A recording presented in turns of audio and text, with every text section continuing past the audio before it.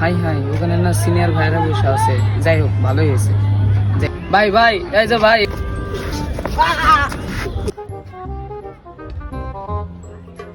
কিরে ছোট, তুই এনে কিছু কবি?